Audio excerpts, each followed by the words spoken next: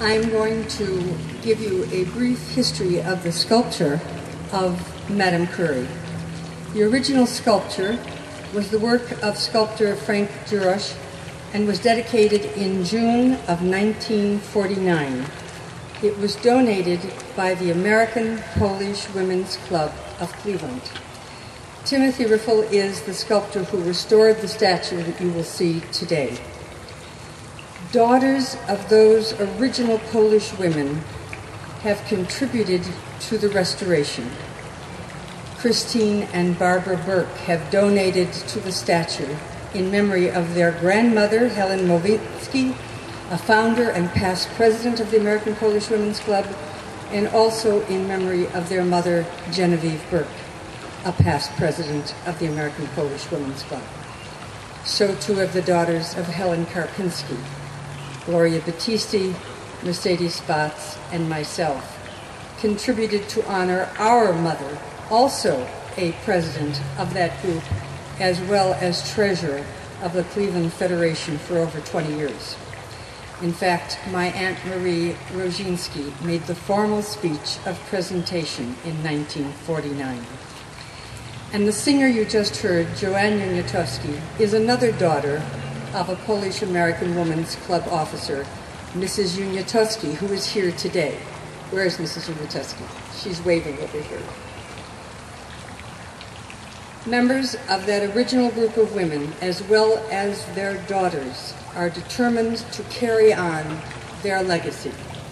And there are new women, scientists like surgeon Dr. Maria Simonov, which you will hear later, like chemistry teacher Betty Dabrowski, like research scientist Grazina Palczewski, and professionals like attorney Margaret Wong, all who share the same deep respect for this remarkable Polish woman scientist.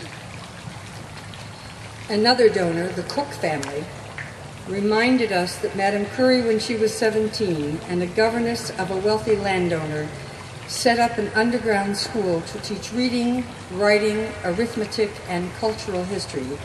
It was underground because of an edict of the Tsar forbidding the teaching of Polish. The Cook family gave their donation in memory of two students of that school, Paulina Kucharski and Josefina Wędrowska.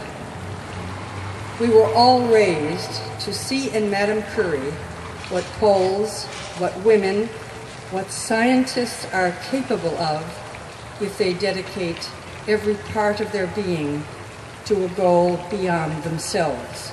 Or as was written in the original inscription under the statue, for service to mankind. Will all the original and current donors please stand? And those who are officers in the original organization.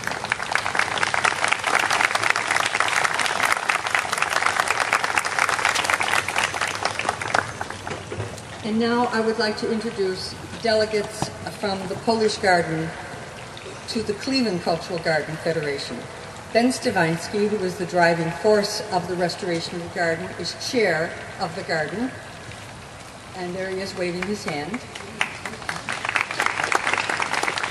Gary Kotlarczyk, who is working, and Glenn Sobel. Is Paul Burik here? He was working in the chair. There he is. Good. Come forward, will you please?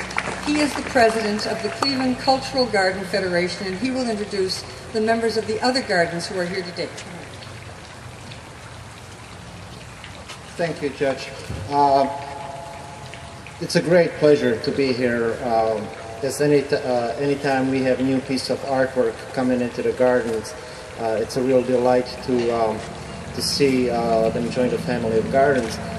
Especially, though, to me, somebody of the stature of Madame Curie, whose work transcends nationality boundaries. It's not just contribution to that particular nationality, but it truly is a contribution to mankind.